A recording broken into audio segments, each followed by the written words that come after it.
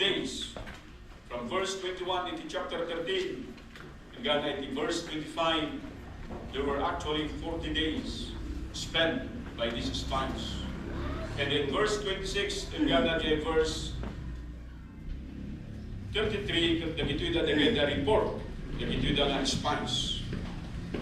But in chapter 14, dito'y tayo nga makita, iti resulta, dagito'y nga report. Una na in verse 1, and all the congregation lifted up their voice and cried, and the people wept that night. And all the children of Israel murmured against Moses and against Aaron, and the whole congregation said unto them, would God that we had died in the land of Egypt, or would God we had died in this wilderness. So kagayon din kakapsat, ada dito'y itiduwa nga pagkarop wito taigagay dagito'y nga tataw in verse 14, mas may mayarpay nga natay tayo dyan Egypt, kan dyan kadua, mas may mayarpay nga natay tayo iti nagdalyasatan tayo kung gana madamon tayo iti daytoy nga bundaway nga makikubanta. So untay makita gagayon kin kakabsat nga manipot ijay Egypt iti biyag dagitoy da kat kuna tayo ijay nga nagbalinda nga agipon dagitoy da nga Ehipto kung gana jay bundaway nga nangeg ni Apo Dios iti kararag iti sumagmamanok. Not all of them prayed actually to God. Some of them were faithfully praying that God would bring deliverance unto these people. So dinumtang deta nga sinumbatan iti Dios isu nga itbaundan ni Moses. Isu iti pakaistoryana iti daytoy nga Exodus ket napasama. Diyan muna tayo nga Passover.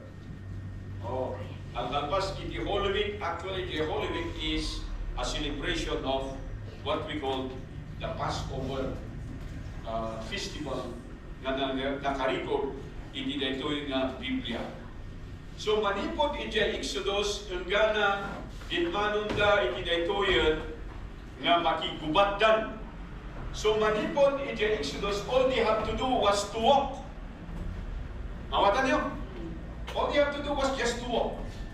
And in their walking, it is God, kung nanay binasa tayo dito yung passages dito in chapter 14, who provides them shelter in the night and shelter in the day. Amen. A pillar of fire by night and a cloud by day. A shed of cloud by day. Ngam iti dayto yan nga asidagdan, dayto yung nga Kanaan, amoy yung kaniti na pasamak dito. Listen carefully. Because di mabasa tayo dito yung libro iti Numbers, if you will not go to the book of Deuteronomy chapter 1, verse 21 hanggang 25, because iti dito yung chapter 13 and 14, makita tayo dyan nga as if it is God who commanded Moses to send the spies. Okay? But later on we found out that it is actually the people who demanded Moses that they are going to send in an advance party as a reconnaissance unit. It is the people who thought it is much safer and better na agibaunda pay iti mangununa nga mangkita sa danto mapan as ahon.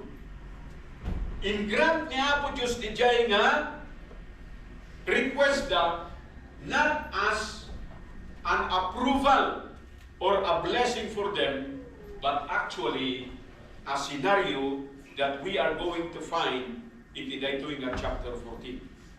So iti daytoy nga mensahe tayo tata, I entitled this as a miserable man.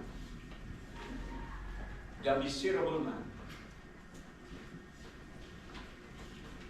No apay nga nagbalin nga miserable iti biyag na gitoy da, because umuna ako nagkarot, haan nga jay totally after experiencing iti miracles ni Apo Diyos, tapno matumpal kan mapasamak jay Exodus, iti daytoy nga bundaway, makita tayo kakapsat iti resulta na.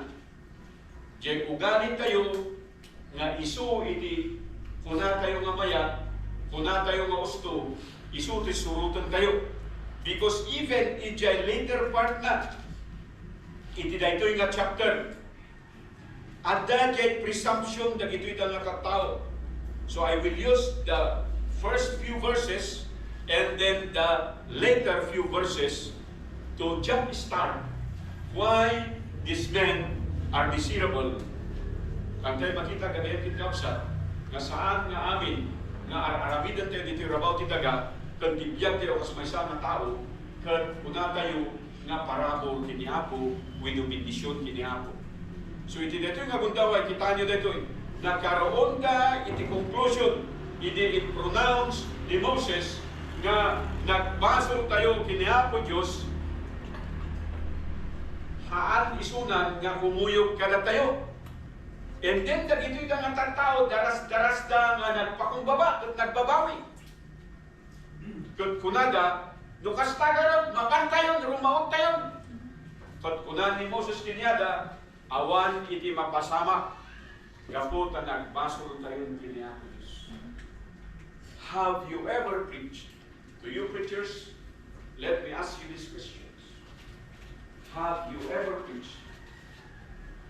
You may say all the nicest things, all the beautiful words, but the power of God left you, and your preaching is not.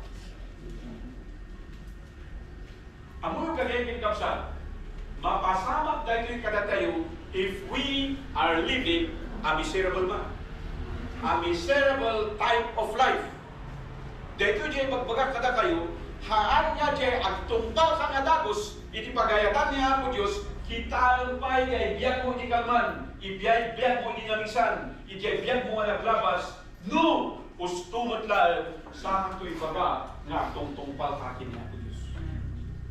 Because we cannot bribe God. The reality is God knows us better than ourselves. Isu nga haan nga gapo, ta nagkasaba ka, wino nagsurwiling ka, and that makes everything fine for you. And that erases all the negative things. Isu nga we are commanded to live each day in our life faithfully as we can be. Nung dagsangga sa kakabsat, pasaan nila ito, hindi mapaspasama.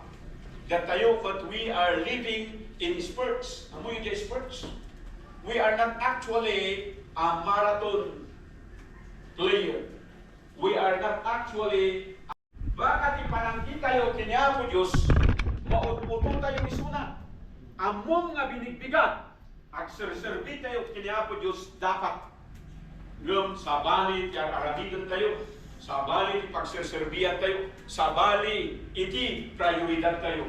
We are just as miserable as these people were during the time of Moses.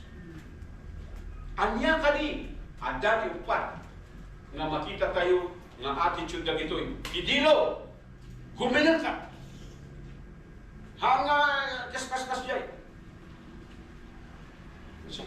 umuna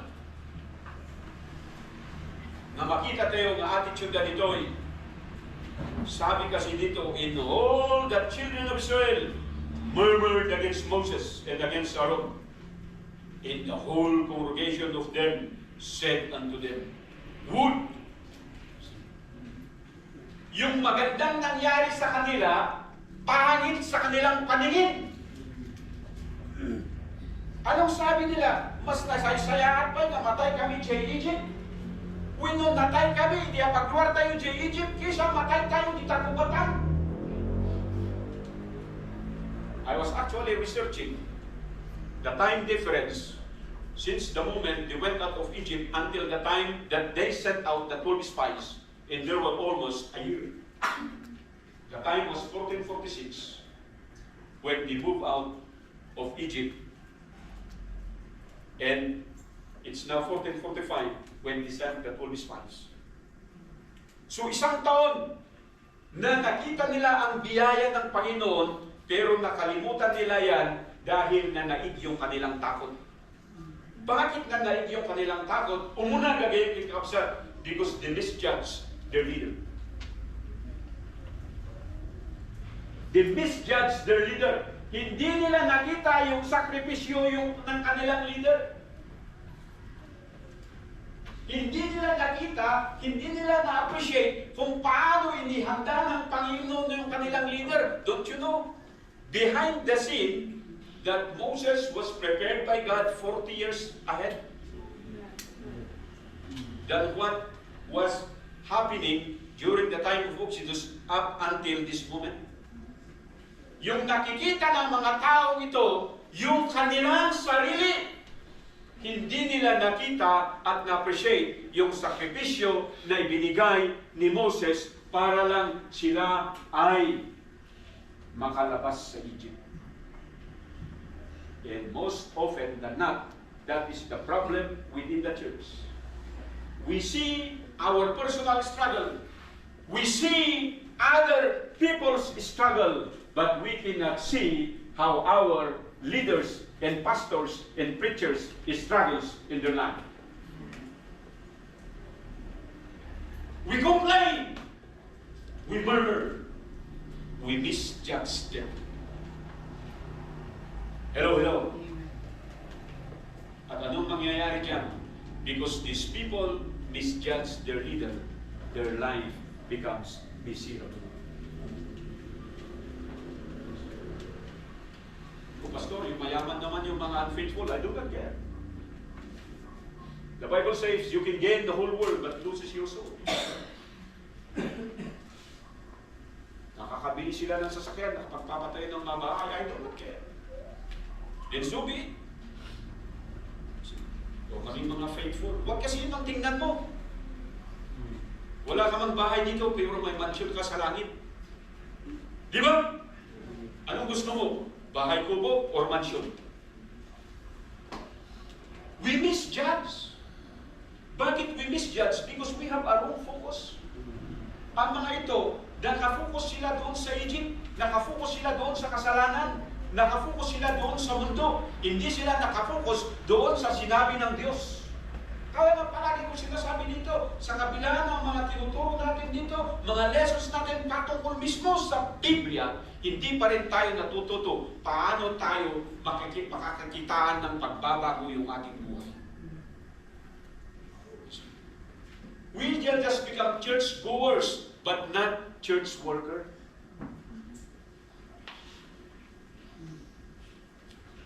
We may be called a people of God, but not a servant of God.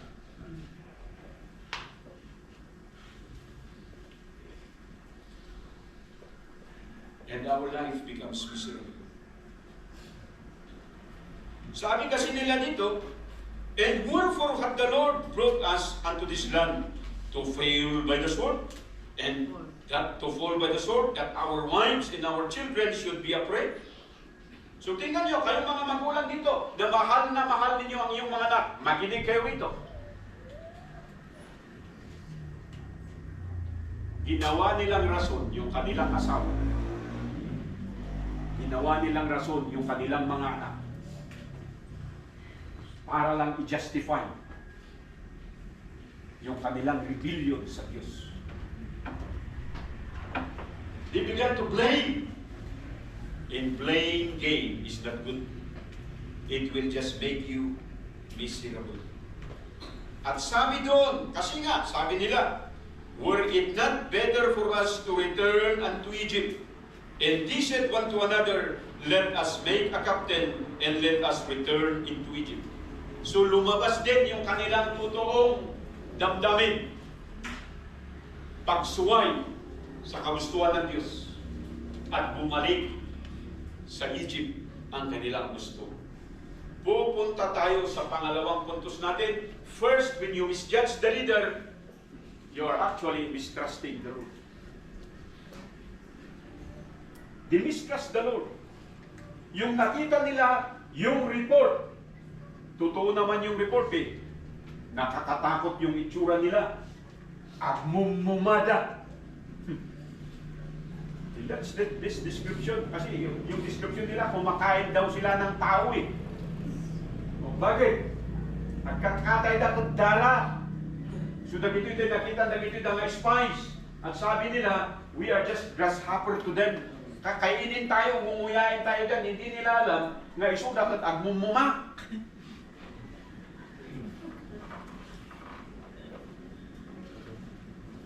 So nga kaputan nakita, takabutang di itsura na, nagbutang kan.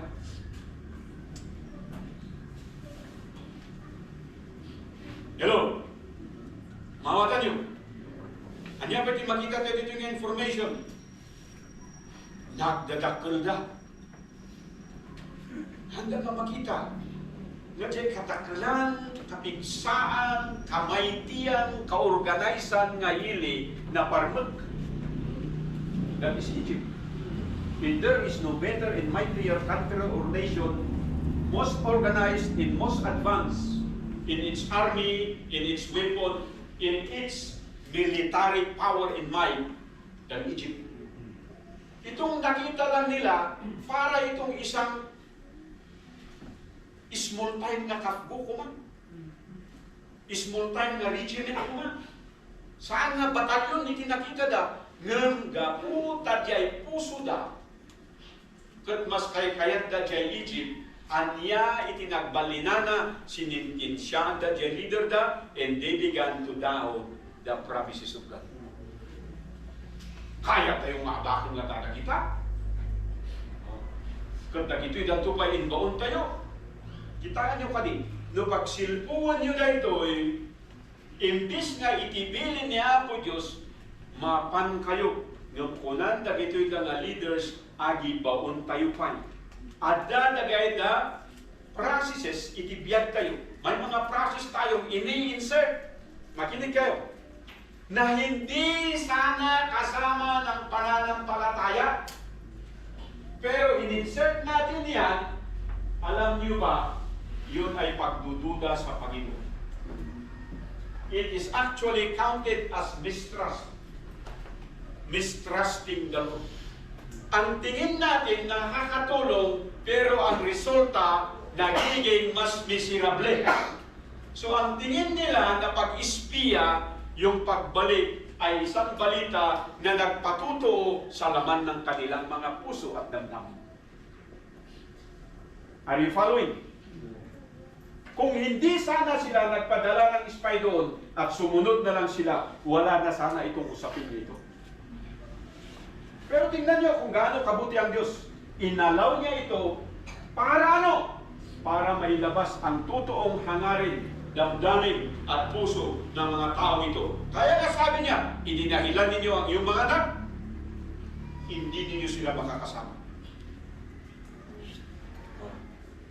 Hindi nyo sila makakasama. Kasi sabi niyan, from 20 years old upward, everyone will die in the wilderness. Pero yung mga batang hindi nadahilan ninyo, sila lang ang makakarating. Kaya mag-ingat kayo mga parents. Dinadahilan ninyo yung mga anak ninyo kung ano-ano mga dahilan ninyo dito. We can never outwit God. God is always all-knowing. He is all-powerful.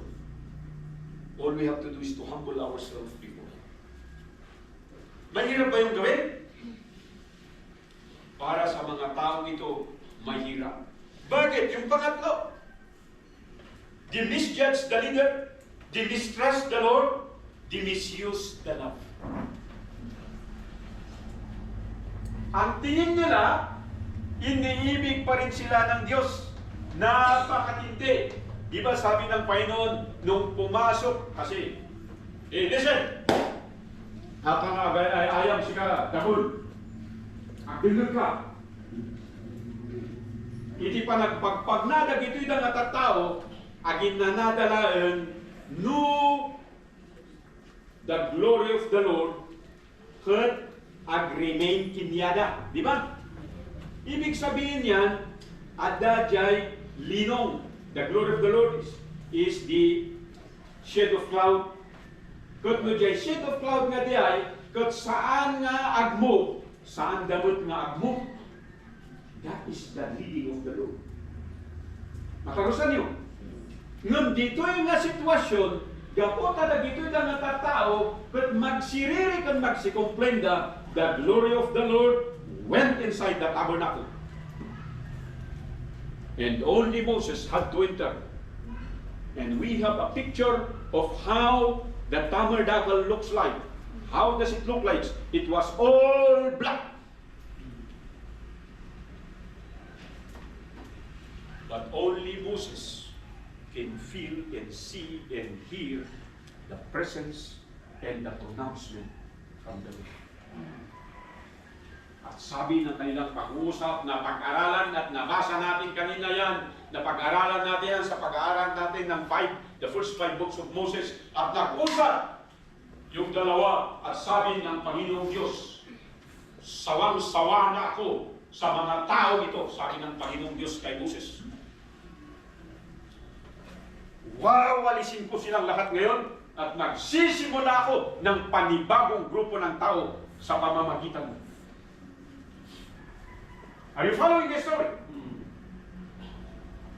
Sa tindi ng galit ng Diyos, sabi niya kay Moses, I will raise them up and will start a new breed of people under me. Pero makita natin kung gaano katindi, why Moses was the greatest among all the prophets. Para sa akin, kung baptist lang yan, uy, pribilegyo. Tama yan, Pastor. Tama yan, Panginoon, para kami lang. Kami lang, sasabihin nilang ligtas, kami lang ang totoo. Di ba ganyan ang pagtingin ng ibang pastor sa atin? Ay, ibang simbahan sa atin? Yung mga kapitbahay nga natin, ang pagtingin nila sa atin, hindi raw tayo ligtas eh. Pero sasabihin ko sa iyo, ligtas ba? Yung tinatabahan mo yung isang church? Tinatabahan mo yung isang gawain? Gawain ba ng iligtas yun? Hindi! Hindi gawain ng matinong isip yun. Ligtas ba yung ginagawa nila doon sa pasin? Na tinabahan yung isang simbahan? At naging na-split yung church na yun? Hindi po. Gawain yun ng may matinong pag-iisip. Pero ang tingin ng mga ibang baptist, sila lang ang totoo. Sasabihin ko sa iyo, ganyan ang tingin ng mga tao ito. Sila daw ay totoo. Ganyan ang pagtingin ni Kura, siya ang totoo. At mali si Moses. When you begin to doubt your leader, you are beginning to mistrust God. And the second consequence, the third consequence that will happen is you will begin to misappropriate or misuse the word love. Di ba iniibig tayo ng Diyos? Ganyan katindi. Sabi nga ng Panginoon, ubusin ko sila. Pero sabi ni Moses, huwag Diyos, at nagkaroon ng mga argument. Sana sa mga panalangin natin, yung mga argument na ito ang gagamitin natin. Kung meron tayong maikarit kini Apo Diyos, do you have something na maikarit kini Apo Diyos? Di naman iti ba siya kabanag? Naglalain kayo at kararan, naglalain kayo at pasundot, hanggang masumbatan ti kararan kayo, nung kitaan nyo, nung niya di argument, get present ni Moses dito, yan niya ti kunana, anyangay ti bagan ti tattao. Inuwar mo na kami ijay Egypt, ngam saan mo gayam da kami nga masustintuan. Inumay mo gayam da kami dito itapnong matay kami. What a wisdom from a leader who is totally obedient and humble in following the Lord. Amen? Sabi ko kung baptist yan, sige. Sige, grugintalangan siya kalak, problema tayo ito eh. Because later we have found out that Moses also grown weary, protecting these people, shielding them from the wrath of God. Napakatindi. And these people actually, they misuse the word love. Yung pag-ibig nila sa kanilang leader, hindi na nakita. Yung pag-ibig nila doon sa Egypt, yun ang nanibabaw. Para sa pagtingin nila, yung kanilang ginagawa, hindi importante. Hindi nila alam na yun ay kasapatan ng kanilang pananampalataya. Especially when God commanded them, go and possess the land. Go and battle, go and war, go and fight, go and claim the promises of God. Pero ang mga ito, nasanay na sila sa ayuda, librity kaya. Abayan mo ito nga. Kung kunang niya po, Diyos, all you have to do is just go. It's not you who will fight, I will fight for them. All you have to do is go. Di ba lahat? Lahat ng digmaan, yun ang hiningi ng Panginoon. All you have to do is just go there in front, but you will not be fighting, I will be fighting for you. You remember this in the book of Kings? Pero dito yung mga taong ito kasi puso nila lumalabas miserable, yung miserable puso nila, miserable isipan nila. Best describe yung buhay ng isang miserable man. Para sa mga kalalakihan dito, sana hindi maging miserable ang pananampalataya sa atin. So, kadayan mo, magbaga kada kayo, iti kastuitan nga okasyon nang nangrungay, iti daytoy nga bakasyon, dumtong iti gundaway, maawis kayo, iti aramid ti sa kalubungan, kitaran niyo tawad ti may sakripisyo. Saan nga may sakripisyo? Iti ministry. Han nga may sakripisyo? Iti anyaman nga akum mo, akas membro, iti may sana simbahan. Otherwise, pupunta tayo sa panghuling puntos. First, dimisjudge the leader. Second, distrust the Lord. Third, misappropriate or misuse the law. Tingin nila, inibig pa rin nila ang Diyos. In spite of their murmuring, complaining, carnal attitude. Ganyan tayo mga churchgoers. Tingin natin, iniibig natin ang Diyos. Napag-alanan natin kanina, hindi ganun. Ang pag-ibig sa Diyos, kundi ang pagsunod sa Kanya, pagpapakumbaba, yun sana ang makita sa ating buhay. And this, last point is, the misbehave relative to the Lord. The misbehave. Yung pinakahuli dito, tingnan niyo. Patawarin mo kami, that's good. Kami ay nagkasala, that's good. Pero nung ginawa nila, they challenged Moses. Let us go in fight. Nung sabi ng Panginoon Diyos, huwag kayong pupunta because ang Panginoon ay hindi na natin kasama. Sumunod pa rin sila. Anong nangyari? Hinabol sila ng mga Amalekites. Maraming nangamatay sa kanila. Kaya nga dito, sa next succeeding chapter, they have realized their sin, but stole it. Why? Because they seen their losses. Nakita nila yung mga nawala sa kanila. So, wala ito yung tibay. Saan lang nga kay parents hindi matataki, hindi ito na minsay tatangag sa pa, hindi kada kayo anak. Kada kayo young people, no saan kayo nagpaka-faithful kung nagsabitar, iti sa saol ni Apo Diyos. Doon jay kundaway, jay tangtangadan yung nga kunayo, nga pag-asayo, kunayo nga mga ayat kada kayo, mabalin nga mapupaw.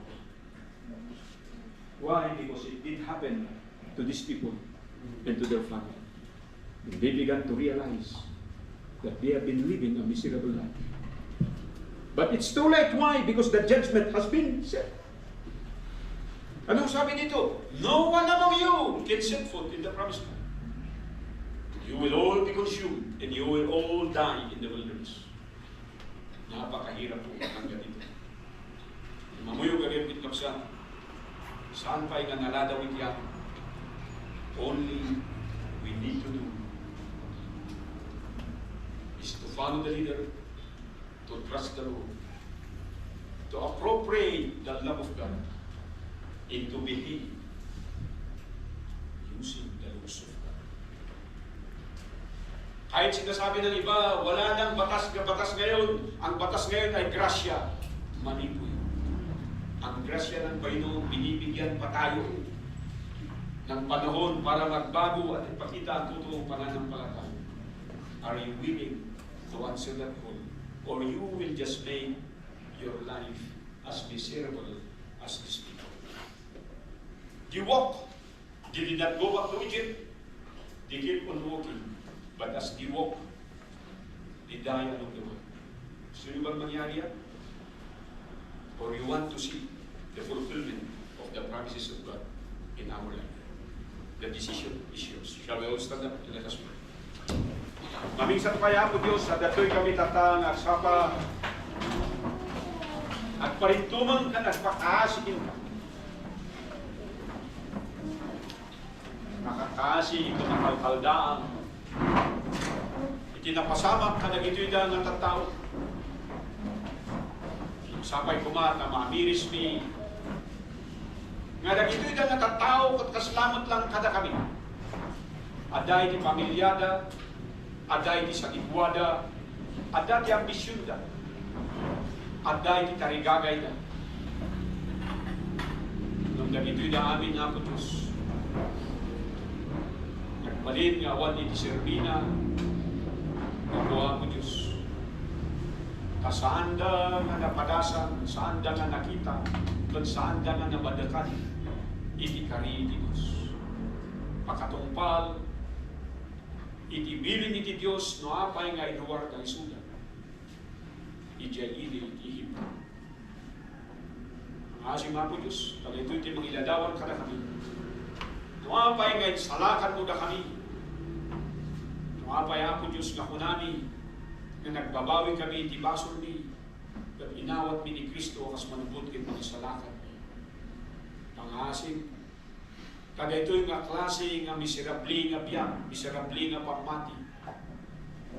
At saan kuma nga iso, iti mapasamak, iti naldawal-daw nga panagbiyak ni. Tatamis mo, mauras, kasyam na kami, babaen na po Diyos, iti panandengeg mo, iti kararap, iti tunggal membro, iti daytoy kasimbahan, agraman dagitoy dagagayom kin kakabsat, nga kadwami ako Diyos, ngayon may kabrugbang at dayaw kansipo. Sa hidom iti puso ti tunggal mais, sapay kumata ti kararap niya, makita iti baligi, iti pamati, panakatungpal iti karim kada kami, na saan kami na po Diyos nga biyak,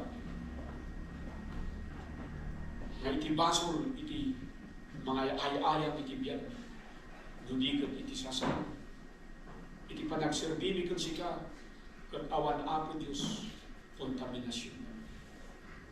Pangasim po Diyos, katingyong iti kararap na iti dagat. Ipay mo kiniyada po Diyos, iti nabunga nga pamati, nabaligi ako Diyos, nga panagyan. Na saan ka nga makompromiso, even farilo, dagito'y da nga bilin mo, kung kumandin mo, katanda po Diyos, na saan mi, nga malipatan, nuligat isuwi di kanayon, na mangawis, ng tulong, ng papigsa, iti kasasaan mi, kasagdaldalyasan kami dito rabaw ti daga, makita ko nga, iti pudno nga pamati ka na kami. Tulungan na kami, Apo Diyos. Maybe there are many giants in our life. Nakas ko nga, parang ito na natatawag. The fight is not yours. It is mine, is saying the Lord.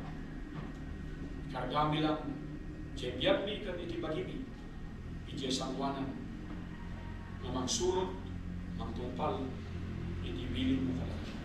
Saan kami nga sumanod? Saan kami nga balin nga idol? Saan kami nga matigas? Tulungan ka kami, Apo Diyos. Kapduda ito'y nga biyag, iti pundungan na mati. Ang bunga kumakada kami. At nang nangrunga iti dito'y nga simbahan. Nakita ni Apo Diyos. Iti panaglangarang iti nagan. Iti dito'y nga ilimi. Imang kayan, agraman kadagagan ni Jesus. Salamat Apo Diyos, iti dito'y nga pribileyo. At madayaw ka iti dito'y nga aksapa. Madayaw ka iti dito'y nga daw. Kawanag na kami Apo Diyos. Nagbalin nga rong iti focus mo. Rong Apo Diyos, iti desire mo. Kung rong iti decisions mo. We ask the right now, Father God, that you will make it right. And we humbly commit and submit ourselves unto you. Help us all. And listen and answer our prayers. Madayaw ka. In Jesus' name we pray. Amen.